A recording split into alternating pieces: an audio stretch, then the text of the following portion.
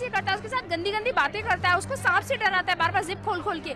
उसे पता नहीं और कितनी कितनी बार गंदी गंदी बातें करी। और छुट्टी 4:30 बजे स्कूल की हो जाती है, उसे पता नहीं कौन से रूट से लेके आता है, उसे 5:30 बजे घर पहुंचाता है। बच्चे कल भी आई, कल जब हमारा भाई को मैंने भेजा, मैंने कहा मुझे कुछ गड़बड़ लग रही है, बच्ची बहुत डरी हुई है।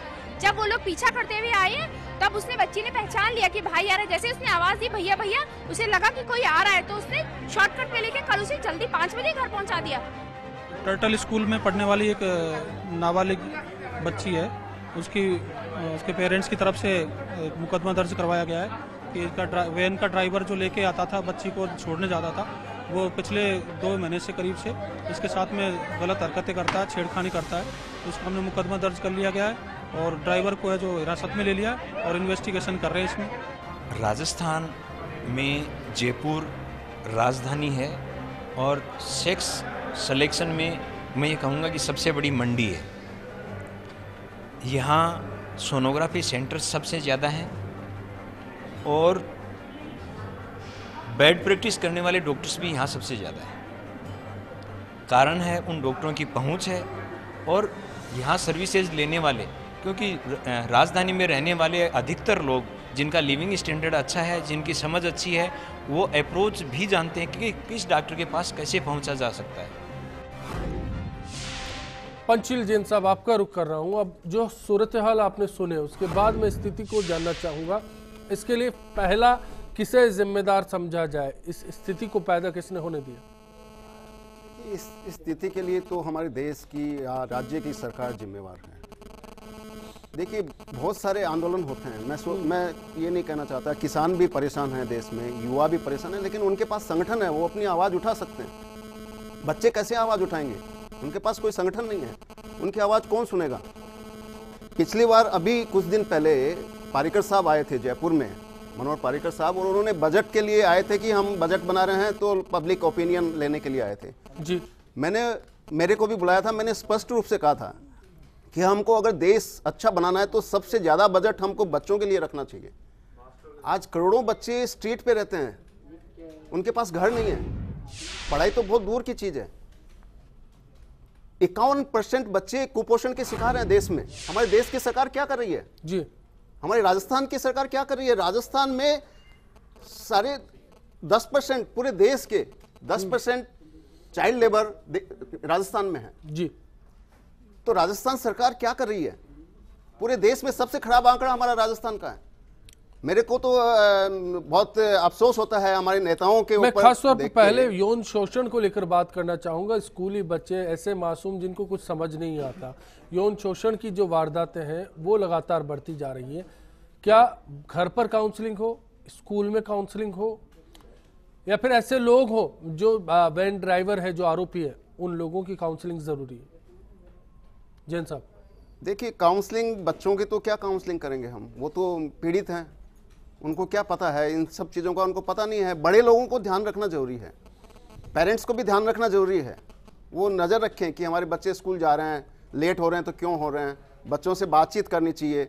ऐसा नहीं है कि हम अपने ऑफिस में बिजी हैं और माँ भी बिजी है, पिताजी भी बिजी हैं और बच्चों की तरफ ध्यान ही नहीं दे रहे हैं, तो भी ये समस्याएं खड़ी होती है। अपने माँ बाप को बच्चों के पूरा ध्यान देना चाहिए, बच्चों से बात करनी चाहिए। अगर थोड़ी सी भी बात हो तो बच्चा माँ बाप को बताए जी, माँ बाप से संकोच नहीं करे।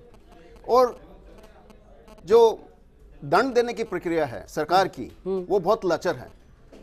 कितने अपराध हमारे देश में, हमारे राजस्थान में हमने देखे हैं, कितनी संस्थाओं में हमने अपराध होते देखे हैं, कितने सारे, लेकिन कहाँ किसको दंड मिलता है? कुछ दिन लोग पकड़े जाते हैं फिर छूट जाते हैं। विजय गोयल साहब ने कितने बच्चों को पकड़ा है, जो चाइल्ड लेबर को इन्होंने काफी पकड़े हैं।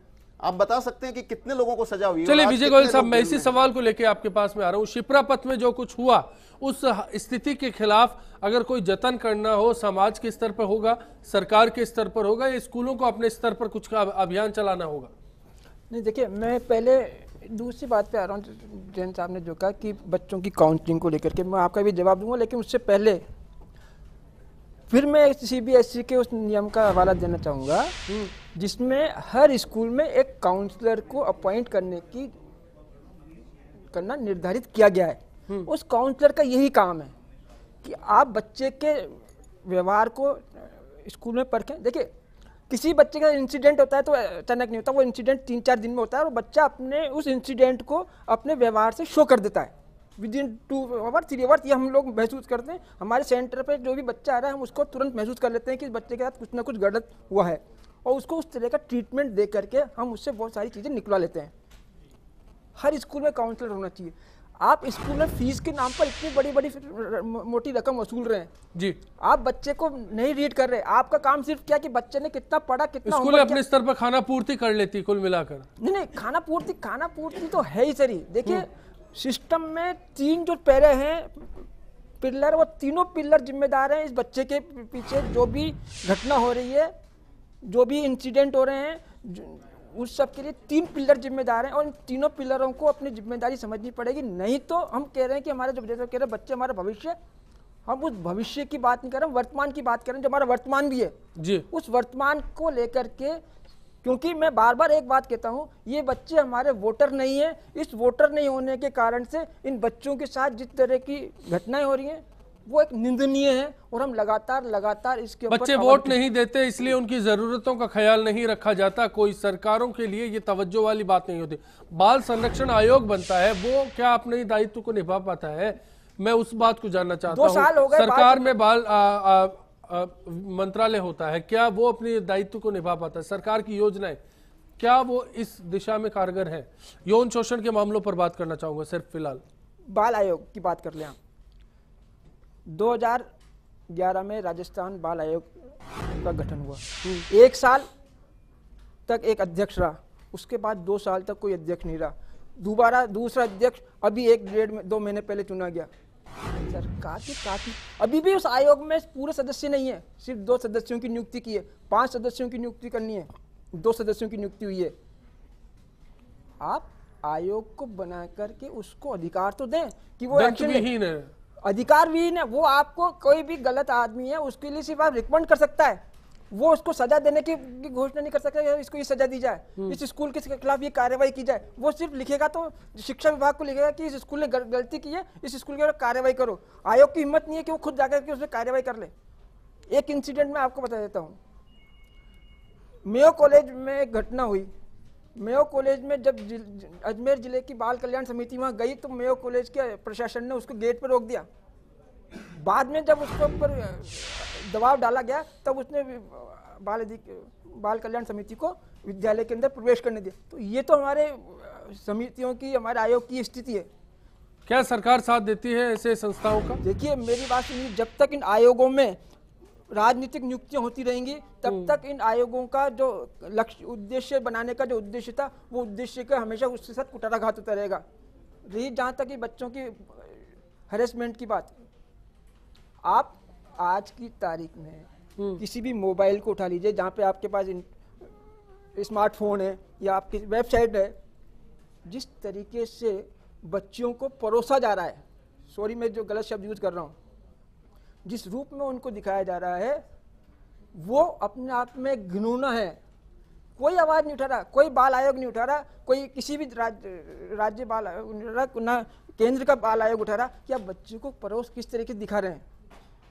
बच्चों की जो प्रॉम फिल्में आ रही हैं आज, आप सुप्रीम कोर्ट ने हालांकि अभी एक रुख लिया है, केंद्र सरकार को नोटिस दिया है, स्थिति स्पष्ट करने के लिए कहा है इस मसले पर। आपको लगता है कि जो इस तरह की विकृतियां, जिस ऑटो चालक को आरोपी समझा जा रहा है, उसकी विकृतियों के लिए कहीं ना कहीं ऐसा ही सामाजिक परिवेश जिम्मेदार होगा? बिल्कुल बिल्कुल जिम्मेदार है। देखिए आप तो छोड़िए, स्कूल में देख लीजिए आप, आज आप 5वीं 6वीं के बच्चों को देख लीजिएगा, वो ही इस तरह की बातें कर रहे हैं, वही अपने घर स्कूलों में अपनी क्लास में इस तरह की हरकतें कर रहे हैं। तो फिर क्यों कर रहे हैं? क्योंकि उनके साथ जिस तरह की बातचीत होनी चाहिए थी, जिस तरह की उनके काउंसलिंग होनी चाहिए थी, जिस तरह का उनका व्यवहार होना चाहिए था, उसके ऊपर कोई नजर नहीं देख रहा। तो जब तक आप इन सारी चीजों के ऊपर स्ट्रिक्टली काम नहीं, मुझे आज भी एक सर्वे कर लीजिएगा आप, जयपुर के जितने भी बड़े स्कूल्स हैं, टॉप मोस्ट स्कूल की बात कर रहा हूं मैं, तो उसमें कितने काउंसलर्स हैं, कितनी वो बच्चों की काउंसलिंग कर रहे हैं। ये तो सवाल हम उठा ही रहे हैं। मैं सरोज जी आपके पास में आना चाहूंगा। चाइल्ड हरेसमेंट को लेकर मैं आपसे आपकी राय भी जानना चाहूंगा, इसको रोका कैसे जा सकता है? जहाँ तक मेरा मानना है, एक तो ये मानसिकता जो लोगों की है उसमें परिवर्तन कैसे ला सकते हैं। इसको अवेयर करना चाहिए थोड़ा। वो एक सजा का मैंने पहले ही रखा था, सजा दंड अच्छा सा मिलना चाहिए उनको, जिससे ना वो आगे इस तरह के घिनौने अपराध कर ना सकें। दूसरी बात, इसके लिए ना स्कूलों में भी थोड़ा सा ध्यान रखना चाहिए, और सबसे मेन है परिवार का। अपन सरकार के ऊपर डालते हैं तो पूरी तरह से सरकार को ही दोष नहीं दे सकते, क्योंकि अपना खुद का भी दायित्व बनता है कि हम अपने बच्चों के साथ कितने घुले मिले हैं। बच्चों से संवाद वास्तव में है ना, भाई साहब ने बोला था अभी कि संवाद कितना होता है उनके साथ में। बच्चे है ना, उनके साथ इस तरह से ओपन होना चाहिए। बच्चा कुछ भी होता है तो तुरंत आके, कम से कम नहीं तो माँ को तो बताना ही चाहिए उसको कि माँ मेरे साथ ऐसा हुआ है। तो और दूसरा फिर है ना, वो ऑब्जेक्शन उठाते हैं तो उसका दंड भी मिलना चाहिए। सबसे बड़ी बात है ये प्रक्रिया हो तब जाके रास्ता निकाला जा सकता है। लेकिन सवाल इस बात का भी है, सरकार अपने स्तर पर क्या कर सकती है? जैसा कि इन्होंने अभी गोयल साहब ने बताया, जैन साहब ने बताया कि आप जो गवर्नमेंट बॉडीज है उनको तो कम से कम अधिकार दीजिए, पावरफुल बना दीजिए, तो हालात सुधर सकते हैं। आपको लगता है? नहीं, सरकार को भी करना चाहिए। मैं ये नहीं बोल रही कि बिल्कुल नहीं करना चाहिए, करना चाहिए। सरकार को भी अपने स्तर पे ना पूरी कार्रवाई करनी चाहिए। मंजुला जी, आपकी क्या राय है इस मसले पर? सर, मैं तो ये जानती हूँ कि सबसे पहले बच्चे का परिवार सबसे पहला होता है। पाठशाला बच्चे की माँ होती है, तो माँ को वो बच्चा सबसे पहले समझता है कि भी मेरी माँ है, जो भी कुछ है वो मेरी माँ है।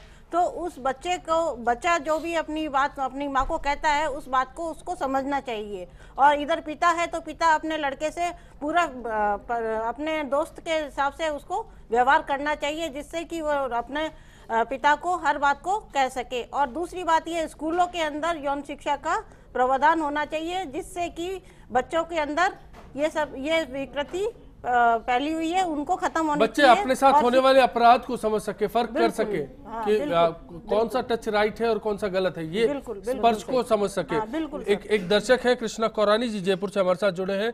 कृष्णा जी नमस्कार। बाल अपराधों को लेकर, बच्चों से जुड़े अपराधों को लेकर बात हो रही है, आपको क्या लगता है, सरकारी नीतियां कमजोर है या फिर सामाजिक परिदृश्य कमजोर है? सर, मैं सरकारी नीतियों को इसमें दोष दे लाऊंगा जी, क्योंकि आज ही आप देख लो, मानसरोवर के अंदर एक वो बहुत बड़ा कांड हुआ बच्चों को लेके जी। उस कांड को देखते अगर सरकार को सबक ले ले तो बहुत ही बड़ी बात है। और ये आज अगर विधानसभा में कटारिया जी ने इतने बड़े बड़े स्टेटमेंट दिए बच्चों को लेके, आज इनके स्कूलों की हालत देख लो, बच्चों की क्या हालत हो रही है। कोटा के अंदर अभी आपने दिखाया ही था कि आपके टीवी के माध्यम से बच्ची को उठा के किस तरह से मारा प्रिंसिपल ने, मास्टर ने जी, वो नहीं दिख रहा है इनको। आज बच्चों को जितना प्यार से कोऑपरेट करेंगे, बच्चों को जितना समाजी तो फिर भी उसको कोऑपरेट कर लेता है, मगर सरकार से तो कोई मिल ही नहीं पाता ना। तो सर, मैं तो यही कहूँगा, सरकार जो भी बच्चों को लेकर अगर कोई बात करती है तो गलत ही करती है। सरकार को अपना रुख बदलना होगा। बहुत बहुत शुक्रिया आपका। चलिए एक और ब्रेक लेते हैं। ब्रेक के बाद जब लौटेंगे तो विधानसभा के आंकड़ों की बात करेंगे। गुलाबचंद कटारिया कहते हैं कि लावारिस मिले बच्चों की संख्या जो भी हो, क्या उस संख्या को लेकर स्थिति स्पष्ट है या फिर संख्या ज्यादा हो सकती है? सवाल कन्या भ्रूण हत्याओं का है। क्या सिर्फ सोनोग्राफी सेंटर्स खोल देने से और उनकी ट्रैकिंग करने से कन्या भ्रूण हत्याएं रुक सकती है? सवाल उन लावारिस बच्चों का भी है जिन्हें नवजात मानकर छोड़ दिया जाता है। अक्सर ऐसी घटनाएं हम देखते पढ़ते आए हैं। क्या इसमें भी कोई सुधार किसी सरकारी प्रयास से लाया जा सकता है? ब्रेक के बाद इसी पर बात होगी। बिग फाइट में आप बने रहिए।